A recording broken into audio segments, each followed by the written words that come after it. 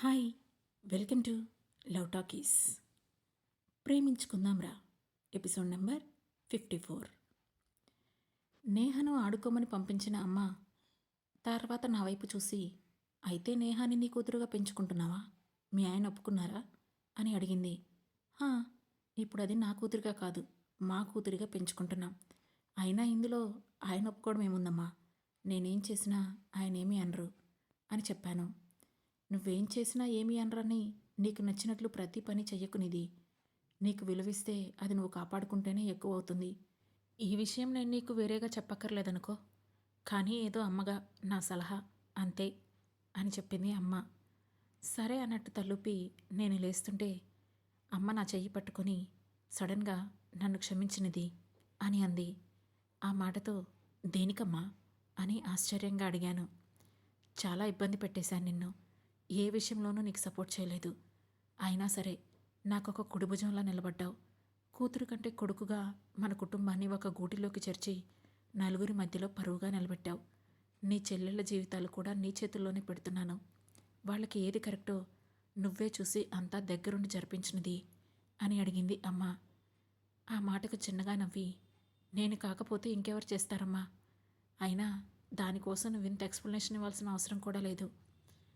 పిల్లలకి వాళ్ళకేం కావాలో వాళ్లే చూసుకుంటారు. నువ్వేం కంగారు పడుకో అని చెప్పాను. ఆ మాటతో అమ్మ ముఖంలో ఒక చిన్న రిలీఫ్ కనిపించింది. మరో మాటమ్మా, మైకేల్ నుండి అందరు అల్లుళ్ళలాగా మన ఇంటి విషయాల్లో జోక్యం చేసుకోవాలని ఆశించుకో. అతను అలాంటివేవి పట్టించుకోడు. మీరు మళ్ళీ అతని నుంచి ఎక్స్పెక్ట్ చేసి ఏం ఫీల్ అవ్వద్దు. అతని ప్రపంచం చాలా చిన్నది. అందులో ఉన్న మనుషులు మాత్రమే తనకు ముఖ్యం. మిగతా విషయాలు అతను పట్టించుకోడు అని చెప్పాను. పర్వాలేదు నిధి, నేను అర్థం చేసుకోగలను అని చెప్పింది అమ్మ.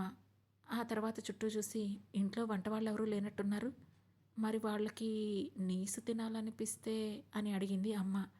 నేనేం వండలే, కంగారు పడకు అని నవ్వి, నిన్నటి నుండి మాన్పించేశాను. వెజ్ మాత్రమే వండుతున్నాను ఇంట్లో. వాళ్ళు తినాలనుకుంటే బయట తింటారు అని చెప్పాను. సరే అన్నట్లు తలూపింది అమ్మ. ఆ తర్వాత కాఫీ కలిపి ఇద్దరికీ కప్పులు అందించి నేను సాంబార్ చేస్తుంటే, మీ ఆయన మధ్యాహ్నం భోజనానికి వస్తారా అని అడిగింది అమ్మ. లేదమ్మా, ఆయన ఊళ్ళో లేరు, రాత్రికి వస్తారు, మన వరకే అని చెప్పాను.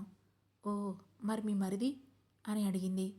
తను బిజీ, మేబీ రాకపోవచ్చు అని చెప్పాను.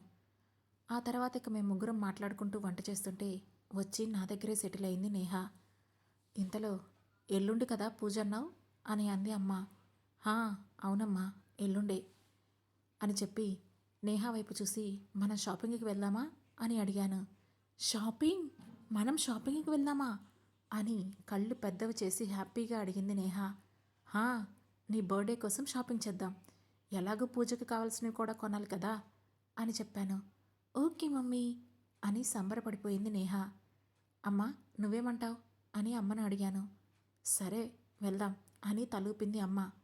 ఆ తర్వాత లంచ్ చేసి మైకేల్కి మెసేజ్ చేసి నలుగురం కలిసి షాపింగ్కి స్టార్ట్ అయ్యాం.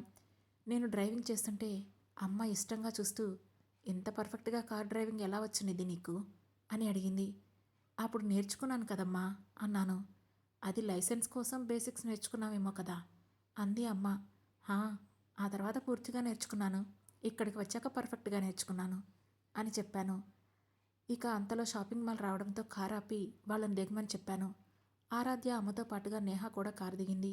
నేను కార్ పార్క్ చేసి వచ్చాను. అప్పటికే అమ్మ చీర పట్టుకొని వెనకే తిరుగుతోంది నేహ. నేను వెళ్ళి తన భుజాన వేసుకొని లోపలికి నడుస్తుంటే, మమ్మా, ఎల్సా ఫ్రాక్ అంటూ మ్యానిక్విన్కి వేసుకున్న గౌన్ వైపు చూపిస్తోంది నేహ. మీరు బట్టలు చూస్తూ ఉండండి, నేను నేహాకి గౌన్ తీసుకొస్తాను అని చెప్పి నేహాను తీసుకుని అటుగా వెళ్ళి ఎల్సా ఫ్రాక్ తీసుకొని ట్రయల్ వేసుకొని రమ్మని చెప్పి పాపను ట్రయల్ రూమ్లోకి పంపించి నేను బయటే నుంచున్నాను. అదే సమయంలో ఏదో ఆలోచిస్తూ తలెత్తి పైకి చూసిన నాకు సరిగ్గా మా వెనకే ఒక మనిషి గన్ ఏం చేయడం కనిపించింది. అది చూసి షాక్ అయిపోయాను. ఒక క్షణం పాటు నాకేం అర్థం కాలేదు. తీక్షణంగా చూస్తే ఆ గన్ ట్రయల్ రూమ్లో నుండి బయటికి రాబోతున్న నేహాకు ఏం చేసినట్లు అనిపించింది. దాంతో వెంటనే వెళ్ళి డోర్కి అడ్డుగా నుంచొని నేహా అని పిలిచాను. హామమ్మా అని లోపల నుంచే పిలిచింది నేహ. నేనొచ్చి డోర్ తీయి అని చెప్పేంత వరకు నువ్వు డోర్ తీయకు అని నేహాకి చెప్పి 2 అడుగులు వెనక్కి వేసేలోపే ఎదురుగా ఆ గన్ పట్టుకున్న వ్యక్తి అక్కడికక్కడే కూలబడిపోవడం కనిపించింది. తన చుట్టూ ఎవరూ కనిపించలేదు కానీ ఎంజాయ్ యువర్ షాపింగ్ అని మైకేల్ నుండి మెసేజ్ వచ్చింది. ఆ మెసేజ్ చూస్తూనే ఇంత త్వరగా రియాక్ట్ అయ్యారు, ఇతను ఎక్కడున్నాడు అనుకుంటూ వెంటనే తనకి కాల్ చేశాను. వెంటనే లిఫ్ట్ చేశాడు మైకేల్. ఎక్కడున్నారు మీరు అని అడిగాను. ఆఫీస్ అంటూ ఎప్పటిలాగే సమాధానమిచ్చాడు మైకేల్. మరి ఇక్కడ అని అంటున్న నన్ను మధ్యలోనే ఆపేస్తూ షాపింగ్ కంప్లీట్ చేసి ఇంటికి వెళ్ళు, వచ్చాక మాట్లాడదాం. And buy yourself a black sari శ్రీ అని అన్నాడు మైకేల్. ఓకే అని నునుసిగ్గుగా చెప్పాను. ఇక ఫోన్ పెట్టేశాక ట్రయల్ రూమ్ దగ్గరికి వెళ్ళి నేహా ఓపెన్ ది డోర్ అన్నాను. అది డోర్ ఓపెన్ చేయడంతో అది వేసుకున్న డ్రెస్ చూసి నీ గెటప్ చాలా బాగుంది నేహా అని చెప్పాను. ఓ థ్యాంక్స్ మమ్మీ, బట్ ఎవరికీ చూపించొద్దు, this is my birthday dress, ఆ రోజు సర్ప్రైజింగ్గా ఉండాలి అని డోర్ దగ్గరికి వేసింది నేహా. మరి మీ డాడీకి చూపించాలి కదా అని అన్నాను. హా అవును, అయితే నన్ను పిక్స్ తీయి అంటూ ఫోటోకి టకటకా ఫోజులిచ్చింది. నేను వాటిని పిక్స్ తీశాను. వెంటనే వీటిని డాడీకి పెట్టు అని చెప్పి డ్రెస్ మార్చుకోవడానికి వెళ్ళింది నేహా. అది చెప్పినట్లే నేహా పిక్స్ను మైకేల్కి సెండ్ చేసి నేహా డ్రెస్ను ప్యాక్ చేయించి అమ్మ వాళ్ళ వైపు నడిచాను. అప్పుడే ఆరాధ్య కోసం చీరలు చూస్తోందమ్మా. వాళ్ళ దగ్గరికి వెళ్ళి అయ్యిందా అని అడిగాను. హా అవుతుంది, నీకోసం ఈ చీర తీసుకున్నాను, ఎలా ఉంది అని అడిగింది అమ్మ. బాగుంది, కానీ ఎందుకింత కాస్ట్లీ చీర నాకు అని అన్నాను.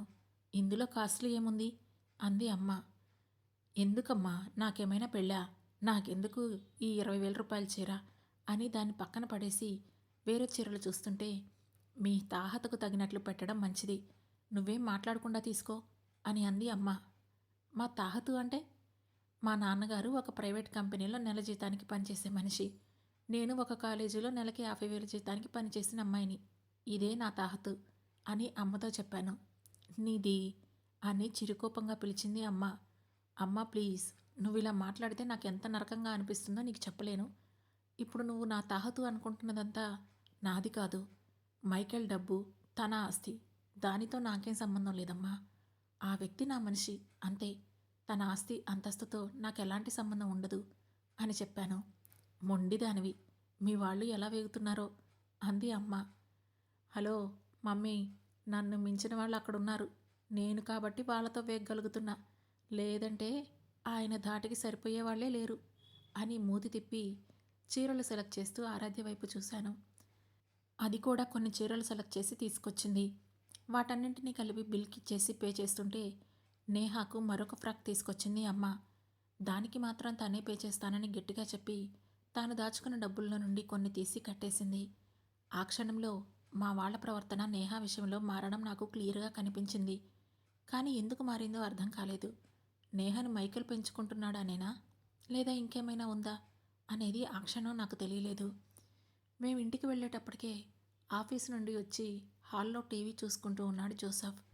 మమ్మల్ని చూసి అయిందా షాపింగ్, నన్ను పిలిస్తే నేను కూడా వచ్చేవాణ్ణి కదా అని కళ్ళెగరేసి అడిగాడు. ఇంతలో నేనే తన చేతిలో ఒక కవర్ పెట్టేసి ఇట్స్ ఫర్ యూ అని చెప్పాను. ఫర్ మీ అని ఓపెన్ చేసి వావ్ బ్లాక్ థీమా అని నవ్వుతూ అడిగాడు జోసఫ్. హా, ఆ మహాశయుడి ఆర్డర్ అని నవ్వి కాఫీ కావాలా అని అడిగాను. డన్ శ్రీనిధి అని లేచి వెనకే ఉన్న వాళ్ళని చూస్తూ హాయ్ ఆంటీ అన్నాడు జోసఫ్. అమ్మ కంగారు పడిపోతూ చెయ్యి ఊపింది. రండి కూర్చోండి అని వాళ్ళకి సోఫాలో ప్లేస్ ఇచ్చి నా వెనకే కిచెన్లోకి వచ్చాడు జోసఫ్.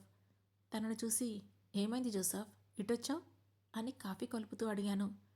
మీ మమ్మీ నన్ను చూసి కంగారు పడుతుంటే నాకేదోలా ఉంది శ్రీ అని ముఖంపై గంటు పెట్టుకొని చెప్పాడు జోసఫ్.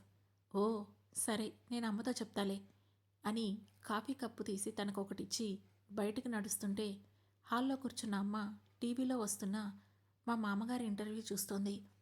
నేను దగ్గరికి వెళ్ళేసరికి ఆయన మీ మామయ్య గారు కదా అని హాల్లో ఉన్న మా ఫ్యామిలీ ఫోటోని టీవీలో కనిపిస్తున్న వ్యక్తిని చూపిస్తూ అడిగింది. అని ఆరాధ్యకి అమ్మకి కాఫీ కప్స్ ఇచ్చి పక్కనే కూర్చున్నాను. జోసఫ్ తన కాఫీ కప్తో సహా బయటికి వెళ్ళిపోయాడు. తనని చూస్తూనే అమ్మా, నువ్వు అలా జోసఫ్ని వేరేగా చూడకు, నీకొక కొడుకుంటే ఎలా ఉంటాడో జోసఫ్ కూడా అంతే అని చెప్పాను. ఆ మాటతో ఒక్కసారిగా చనువు ఎలా వస్తుంది నిధి అని అడిగింది అమ్మ. చనువుగా ఉండమనట్లేదమ్మా, కానీ కంగారు పడకు. తనేదో మాఫియాడాన్లాగా నువ్వెందుకు భయపడుతున్నావు అని నవ్వాను. ఆ మాటకు అమ్మ కూడా చిన్నగా నవ్వింది. ఆరాధ్యలాగానే తనకి కూడా త్వరలో పెళ్లి చూపులు జరగబోతున్నాయమ్మా అని చెప్పాను. ఓ అవునా, ఎప్పుడు అని అడిగింది అమ్మ.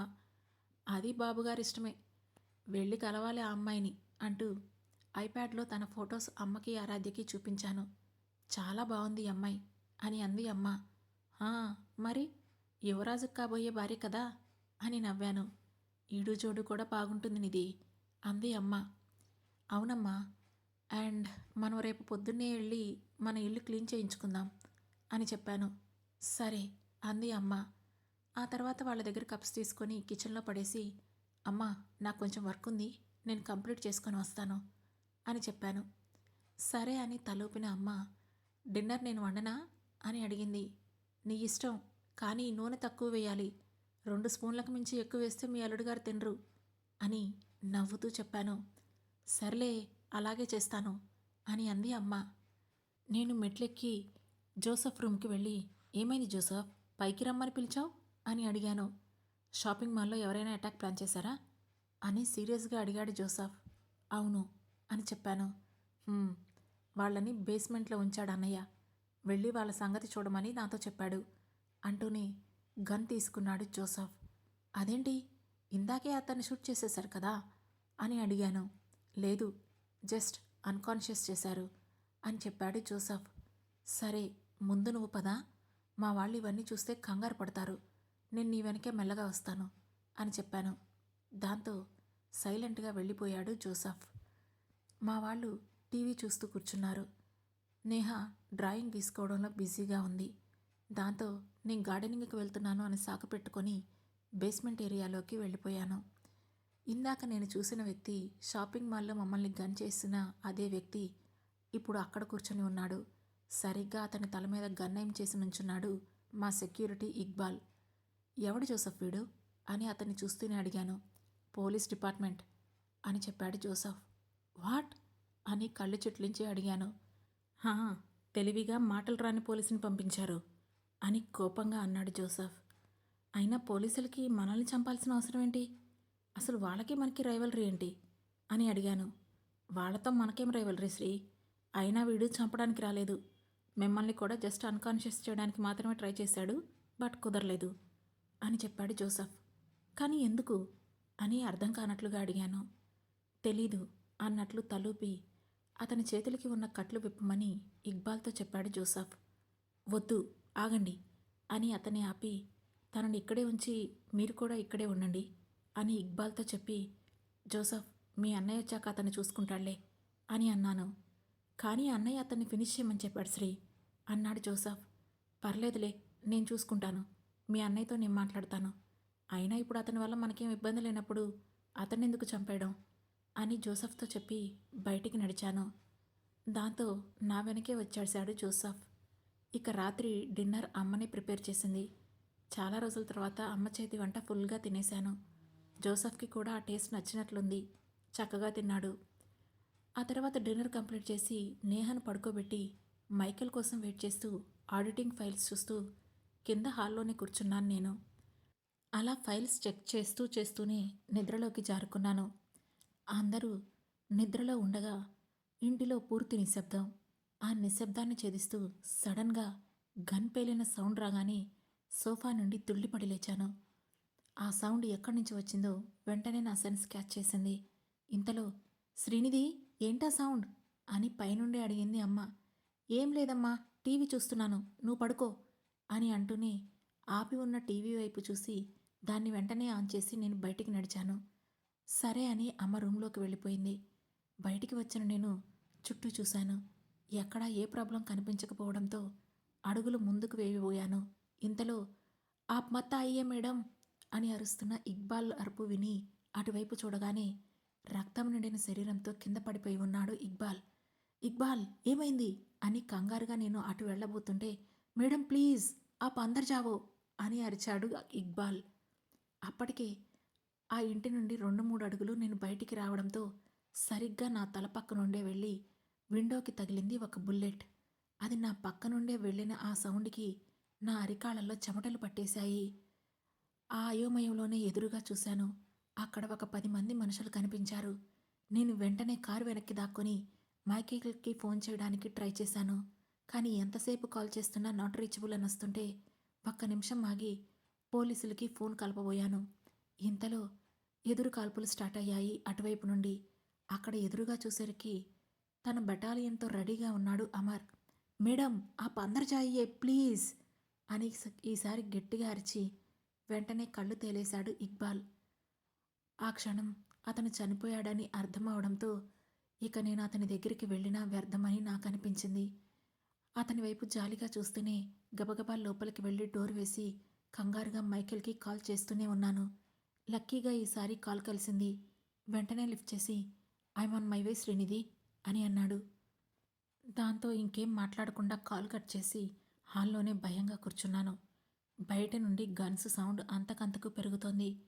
ఇంతలో మా అమ్మ రాత్రిపూట ఏం సినిమాలు చూస్తున్నావు శ్రీనిధి, ఇంకెవరు పడుకోవద్దా అని విసుగ్గా అరిచింది. అయిపోయిందమ్మా కట్టేస్తున్నా అని చెప్పాను.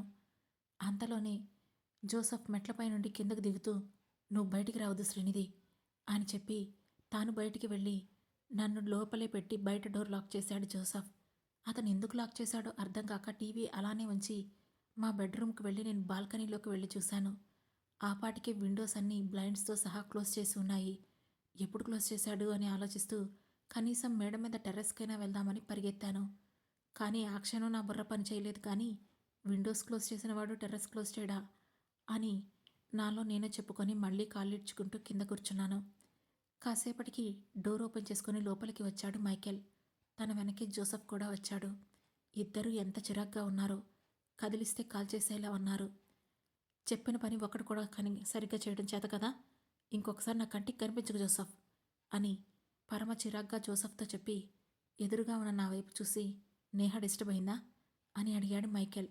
లేదు పడుకుంది, బ్లైండ్స్ క్లోజ్ చేసేశారు కదా, అంతగా సౌండ్ రాలేదు అని చెప్పి అతనేమైనా చెబుతాడేమోనని నేను ఈగర్గా వెయిట్ చేస్తున్నాను. కానీ ఏం చెప్పకుండా నేను ఫ్రెష్ అయ్యేస్తాను అని రూమ్లోకి వెళ్ళిపోయాడు మైకేల్. తనటు వెళ్ళగానే ఏమైంది జోసఫ్ అని చిన్నగా అడిగాను.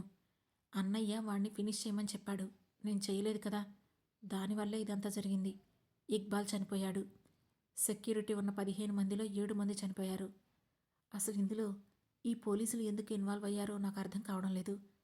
చాలా కాంప్లికేట్ అయింది. అందుకే కొంచెం సీరియస్గా ఉన్నాడు అన్నయ్య అని చెప్పాడు జోసఫ్.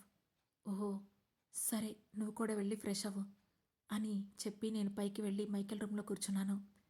కాసేపటికి ఫ్రెష్ అయ్యి బయటికి వచ్చాడు మైకేల్. అతన్ని చూస్తూనే తనని వదిలేయడంలో జోసఫ్ తప్పేమీ లేదు, నేనే అతన్ని చంపొద్దని చెప్పాను. మీకు ఫోన్ చేసి ఆ విషయం చెప్పాలనుకున్నాను, కానీ అవుట్ ఆఫ్ కవరేజ్ ఏరియా అని వచ్చింది, అందుకే చెప్పలేకపోయాను అని చేతులు నిలుముకుంటూ తప్పు చేసిన దానిలా చెప్పాను. నిజానికి లోపల నాకు చచ్చేంత గిల్టీగా ఉంది.